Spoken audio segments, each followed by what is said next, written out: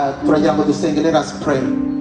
Uwiteka Imana nyiri ibihe byose, ijambo ry'Imana ratubwira ngo Mana utegeke ibihe, uhindura ibihe. Uyu munsi uratwemereye, duhagaze ku mateka, duhagaze mu mateka, amateka ya 2021 ahindutse agiye guhinduka 2022. Muri uyu mwanya w'urwibutso tujye kumva ijambo ryawe, kandi uko umuyobozi none yavuze ngo tugiye kwambuka. Ubwo tugiye kwambuka, reka ijambo ryawe ritwambutse, ijambo ryawe ryo kuri, reka twambuke muri uyu mwaka mushya dufite imbaraga nshyashya, kuko ari wowe Mana yacu. Twite kumva ijambo ryawe, umugisha ugiye kutugezaho, umugisha ugiye kubyumva, twese abo duhabwa umugisha nawe. Bisabye Imana Data mu izina rya Yesu Kristo, amen. Amen. Bwana Yesu asifiwe. Amen. Hallelujah. Amen. Nishimye kuba ndi hano. I'm very happy to be here. Kandi nibaza ko atanu umwe Also, yoba yagize ibihe bibi kugira ngo mbabe mboga ngo yoba babaye ko bari hano hantu. If anyone has got to buy some good stuff, look at this, if I'm happy to be in the house of the Lord. Kandi no munsi mwiza cyane. It's a great day. Ariko kandi nanje ndabemereye ikintu kimwe, ntabwo nza gutinda hano kuko I promise I'm not going to take long. ndazi impamvu yatumye dukorana kuno munsi ijoro. I know the reason why we're here tonight, ni kugira ngo dusenge twinjira mu mwaka mushasha, so that we can pray while entering the new year. Hallelujah. Amen. Ibyo kubikora neza, reka tubikore twishimikije ijambo ry'Imana. Let us base on the word, hama kugira ngo ibintu byose bigende neza, so that everything go correctly and properly. twamaze rero kumva amajambo y'Imana menshi, We heard the many words aciye mu ndirimbo, through songs. kandi byinshi bamaze kubivuga. They didn't say it a lot. Ntabwo nja kure, bavuze abenshi ku rukundo, Some talked about the love, nanje kandi nateguye ku rukundo. and I'm talking about the love. Kuwa gatatu turi mu masengesho umwigisha yigishije ku rukundo, In the prayer meeting last Sunday, they talked about their love. kandi nanje naza narabiteguye ndavuga ngiza aho kwere turiko turajana, turiko I had this sermon already, and I said this is a good hasi track. kandi imbere ariko araguma avuga ku rukundo, First time you're talking was talking about the love avuga ku kujabuka, to cross over. naye ngo bavuga ngize kwere ndumva turi kumwe kwere. I say we are together, no problem. Ntabwo ariyo mpamvu rero naza kuvuga byinshi, kuko byinshi byamaze kuvugwa. That's why it will take long, because many ariko people say, ndavuga ibintu nyamukuru bifatiye ku ijambo ry'Imana. I will pinpoint the great point. Umutwe w'ijambo uvuga ngo twemere tube abagenzi ba Yesu.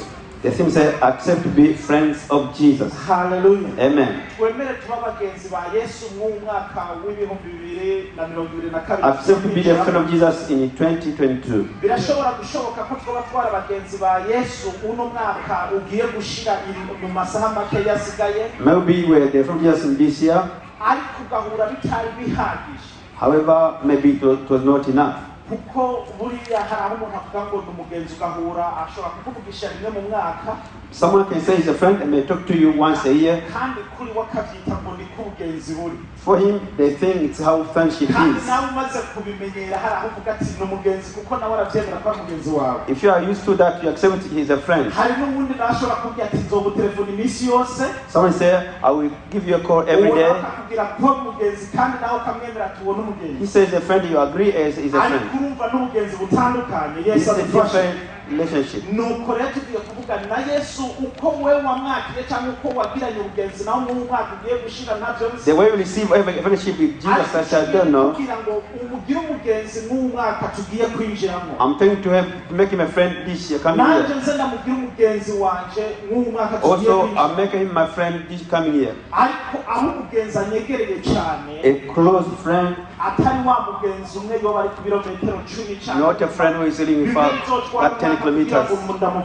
Taking a year to talk to the person. A close friend to talk to me very reka rero often. kugira ngo tubisome neza, ndasoma mu Kirundi, ndaza gusaba mwarimu arafakisada arasomera mu Cyongereza. We're going to read in Kirundi and in English. Turasoma mu cyete cya mbere cya Yohana, The first Yohana letter, wa mbere the first letter of John. Tusome Yohana wa mbere igice ca 4. John chapter 4. Ndahera ku murongo w'indwi ngeze ku wa 11. Verse 7 up to 11. Nza gusoma Yohana nyine aho wa mbere. I will jump. First John chapter 5. 11 no wa 12. 11 up to 12. Reka nsome noneho Yohana wa mbere kandi umurongo w'indwi ku 11. 7 up to 11. Abo nkunda dukundane kuko urukundo ruva ku Mana. Umuntu wese akundana yabyawe n'Imana kandi azi Imana. Udakundana ntazi Imana kuko Imana ari urukundo.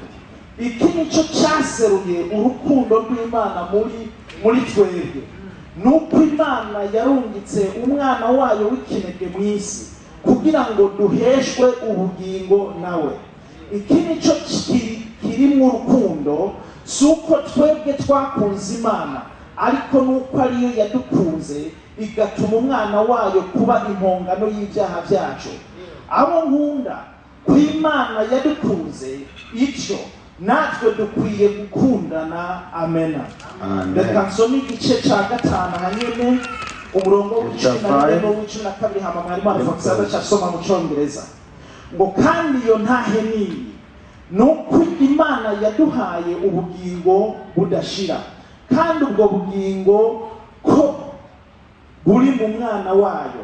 Ufise umwana wayo ni wafise ubwo bugingo, udafise umwana w'Imana ntafise ubwo bugingo. Yesu akufashe cyane. Amen. 1 John chapter 4 verse 7 up to 12. God's love and ours.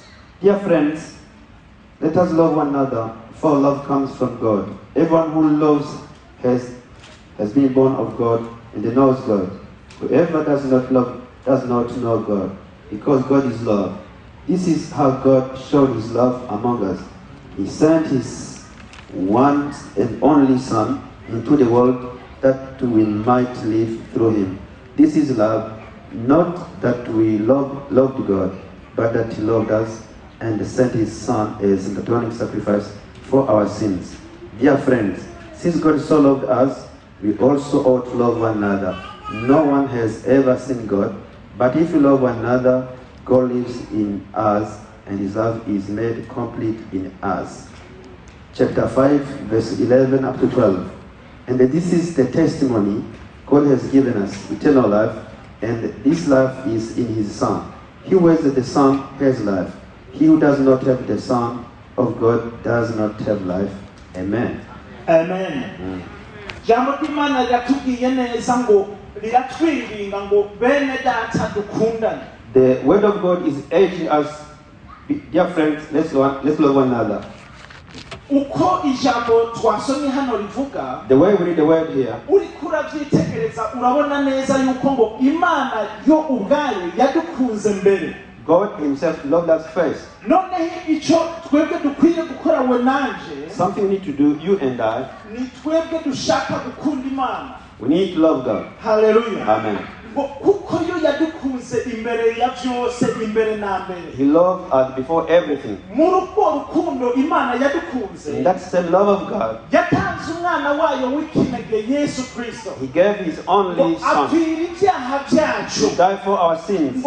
Suko twebwe twari tumukunze. Not because we loved him, ariko turamukunda kuko we yadukunze mbere. But we love him now because he loved us first. None ijambo rimaze kutubwira uko, then when the word says this, ikongera ikagaruka ngo noneho natwe ubwacu dukunda. To us we need to love one another. Icyo ijambo ry'Imana ritubwira neza dusoma hano, what we clearly hear from the word, ntidushobora gukunda Imana ngo natwe dureke gukundana. We can't love God if we don't love one another. Kuko ijambo ry'Imana rivuga ngo noneho nitwakunda Imana, the Bible says if you love God, tugakunda Yesu Kristo, love Jesus Christ, natwe ubwacu turakundana. It means we love one another. Hallelujah. Amen. Gukundana twebwe ubwacu ntibishoboka mu gihe tudakunda Imana. Loving one another is impossible if we don't love God. Ariko bigasanga bishoboka ko dukunda Imana imana If we can love God, natwe gukundana biroroha loving one another is easier. kuko imana yo yadukunze twebwe imbere y'intambere ya Because byose God loved us before twari everything. abanyabyaha We were sinners. imana itanga umwana wayo God sent His only Son. noneho imaze kudukunda When He loved us, umwana wayo akadupfira ibyaha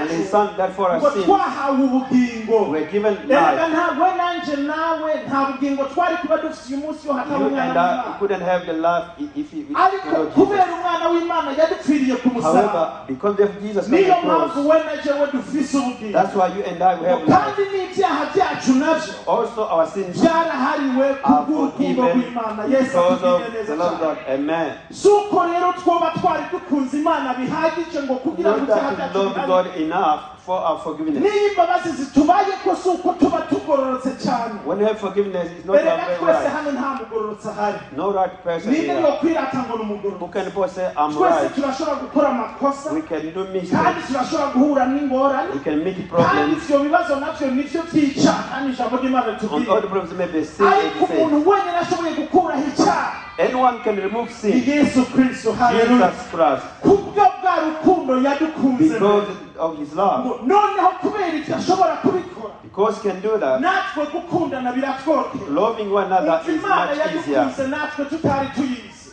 God loved us when we did imana not know yadukunze Him. twari abanyabyaha We were sinners. ariko kandi ikemera ikabikora ibyo He did that. none wewe nanjye twobura iki kugira ngo You and dukundane I. What missing so that we erega love one ijambo another. ry'imana rikora twinginga kuno The mugoroba word is urging us this ngo bene time. data ngo dukundane Then let's love one another. none we nanjye tugomba gukundana So you and I, we need to love umuntu one wese another. agomba kumva ko akunze mugenzi we Everyone has to love his neighbor. ariko atari kubw'icyubahiro cyangwa ububasha ngo ubwibone bwiwe ngo ni uko akunze Not umuntu for the glory or for the love. ariko ibyo bishoboka kuko kristo nawe amurimo Because Jesus is in erega them. iyo dukunze kristo ubuntu bwa yesu kristo butubamo When love of Christ, His grace comes to hama us. bwatubamo nabwo bugasohokera kuba They twegereye cannot come closer to the nabo neighbors. bakabona urukundo Then rutuvuyemo they see the love from us. iyo ubuntu bwa yesu n'urukundo muri yesu The bitaturimo grace of Jesus not within nta us. muntu ashobora gukunda mugenzi we No one can love kuko his neighbor. ibisohoka ni bibi biturimo The things from us is ibyaha bad. biturimo The sins from us. none ibyaha biratuma ukunda mugenzi wawe bigenze Can gute sin make you love your friends?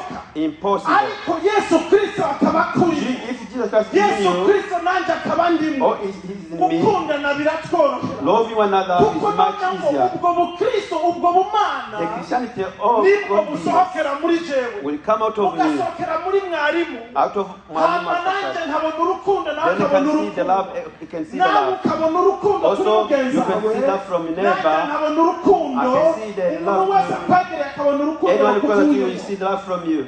ntabwo rero bishoboka gukunda umuntu utakunze yesu You can't love someone if you kuko love Jesus.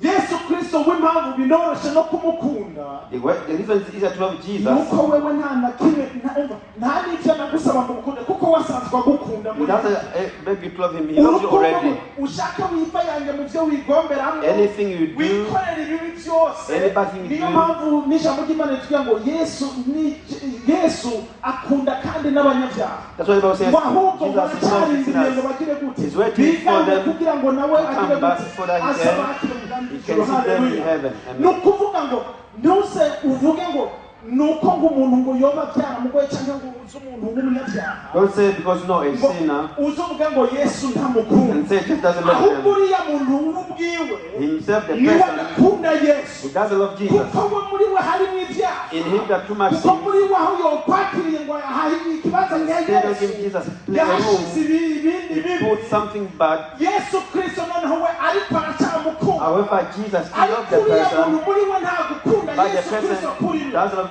ariko Jesus back. yesu kristo agize gute However, aramukunda Jesus loved them. yesu kristo rero natwe aradukunda Jesus also naho loves us. natwe tutarabagororotse Though bihagije we're not right enough, yesu kristo aradukunda Jesus loves us. noneho umva isezerano ryiza He has a good promise. aduha ubugingo Gives us life, ubugingo budashira everlasting life, ubugingo budashira everlasting nibwo life. aduha iyo He tumukunze gives us when you love Him. umva rero wowe nawe He utarakunda said, if yesu you don't love Jesus, erega niwe witsindije you are taking so long uno munsi inama nziza ni ukubwira today. The good fata information to umwanzuro you. nawe wumve ko ukunze yesu Make a bihagije decision to love Jesus kandi enough. noneho ugakunda yesu It's love Jesus. urukundo rwa Yesu Kristo rurakubogaboga The love Jesus will be coming out of uwukwegereye wese you. araza kubona ko muri wowe Anyone harimo good that Imana you will see God in nabona you. muri wowe ko harimo Imana They see God in you. ubugingo budashira nawe urabutegurira Everlasting life abandi is for bazohira you. bari kubarira kubari mu muriro When others are crying in hell, barishwa bacirwa imanza when they be kubyaha charged byabo for their sins, we nawe uzoba uririmba za you ndirimbo will be singing those kandi songs. uzohabwa kaze na data mu You ijuru will be received by kuko God in wewe heaven. wahawe ubugingo Because budashira we're given the Yesu everlasting atugirira life. neza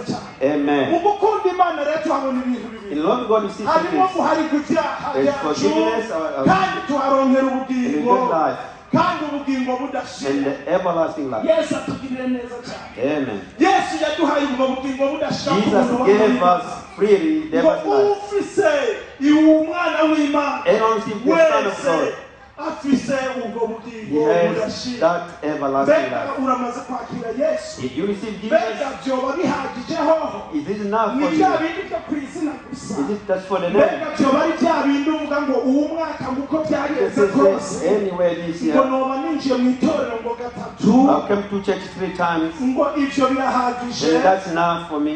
ariko je nkunda kuvuga ngo burya umuntu mwiza kugira ngo amenye uko bimeze I just say a good person to know how it is going.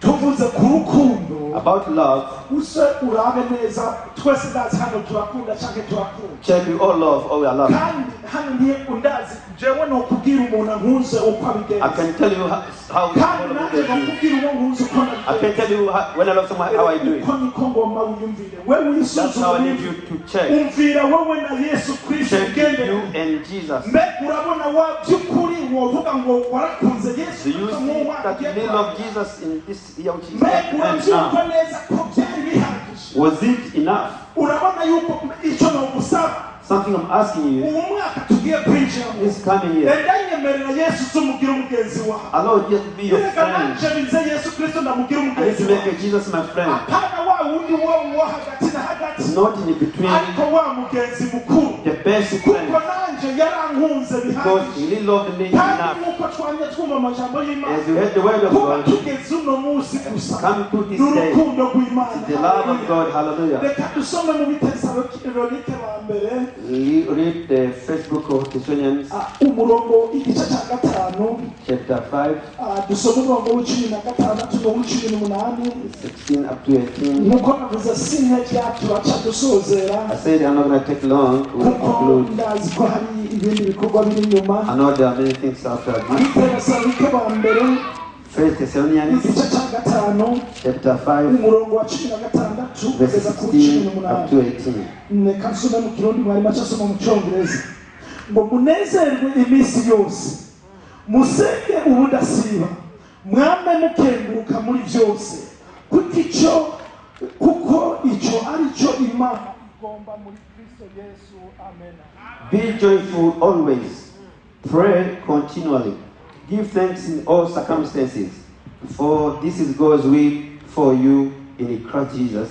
Amen. Hallelujah. Amen. noneho dukunze Imana If you love God, dukunze Yesu Kristo love Jesus Christ, kandi nawe ko yamaze kudukunda because love that, inama nziza ni kuno the munsi good advice it is today. ngo yemwe tunezerwe iminsi yose Be joyful always. urukundo rwa Yesu Kristo yemwe rurahagije The love of Jesus is ngo enough. noneho ngo dusenge ubudasiba Pray continually. ngo twame kandi dukenguruka muri byose Give thanks in all kuko circumstances. Yesu Kristo aradukunda Because Jesus loves kuko us. Yesu Kristo yaradukunze Jesus loved us. kuko Yesu Kristo yadusezeraniye ubugingo budashira Jesus promised the everlasting life. Hallelujah. Amen. ngo dusenge ngo iminsi yose twame tunezerwa Pray without cease and ngo kandi dusenge ubudasiba pray continually.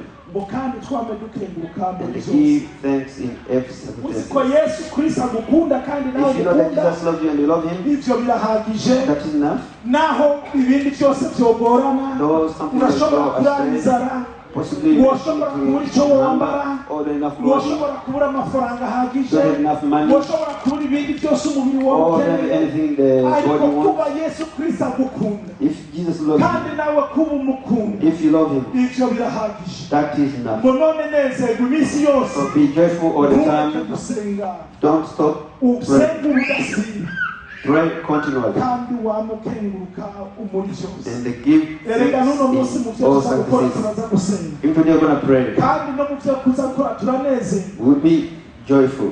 mbere twanabitanguye We kuneza start enjoying. kandi no mu byo tuza gukora And something we're going to turakenguruka do. We'll haleluya give thanks. ntuze rero guhagutangura kuvuga ngo imana nayisabye ngo impa amafaranga ntayirampa Don't say, ask God, need money, need rero mu money. mwaka wambereye mubi So this was bad. uhavuga ngo imana nayisabye imodoka ngo Don't ntayirampa say, God, I want ngo a car, you get a car. ngo imana ngo So sinoyishima I can't thank God. yewe imana yaragukunze God loved you. ibyo yagukoreye ni byinshi He did it to you many things. Come and thank the Lord. kandi ubisenga uvuga ngo mana And they pray saying, rero reka ndababwire nanjye icyo nabifuriza let me tell you my wishes to mu you. mwaka w'ibihumbi 2022 In 2022, dusoma mu bayuda rimwe Jude, dusoma umurongo wa kabiri wonyene Jude, igitabo cyo yuda the book of Jude, igice cya mbere umurongo wa kabiri wenyine ndababwira icyo verse 2, ndabifuza it's only one chapter. aravuga ngo imbabazi n'amahoro n'urukundo bigwire muri mwebwe amen. Mercy, peace, and love be yours in abundance. Amen. imbabazi n'amahoro n'urukundo bigwire muri twebwe amen. Mercy, peace, and love be yours in us. imbabazi Abundance. n'amahoro Mercy, n'urukundo peace, and bigwire love muri twebwe be ours. amen. Amen. Let's all stand up and thank God for the word of God. mana uri imana nziza uhambaye uri imana ukomeye ugira neza ijambo ryawe riratubwiye ko uno munsi w'urukundo wadukunze ugatanga umwana wawe w'ikinege akadupfira maze ngo amaze kudupfira ibyaha byacu byarahariwe ngo kandi twahawe ubugingo budashira turashima urwo rukundo rwawe mana turashima ukuntu wadukunze none ahasigaye n'ahacu natwe kugaragaza urukundo tugukunda turasenze kuno mugoroba uno mwaka uri imbere turifuza kugaragaza urukundo kuri wewe kuko wowe udukunda iminsi yose kandi wabanye nacu muri byose turagomba bana ku rukundo rwacu rwo kwiyongera mu mwaka tugiyemo mushasha hama n'ibyo tuvuze data twishimikije ijambo ryawe turagomba imbabazi amahoro n'urukundo byawe bigwira mu bana bawe bigwira mu ishengero ryawe bigwira mu ngo zawe bigwira mu bana bawe bigwira mu miryango yacu bigwira mu bagenzi bacu bigwira mu gisagara tubayemo bigwira mu gihugu tubayemo urakoze kuri imana uzobidukorera kandi uwo mwaka uzotubera umwaka mwiza ni mu izina ryawe ryera Yesu Kristo amen. Amen.